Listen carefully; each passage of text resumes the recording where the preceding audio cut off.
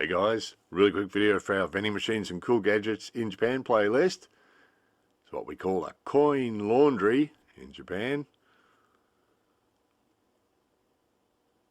You can see the dryers and the washing machines. Everything's nice and clean and tidy as always.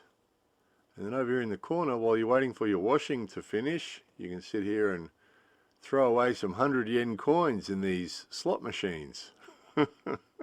Pretty good idea really, isn't it? Because most people go to a coin laundry with a pocket full of coins.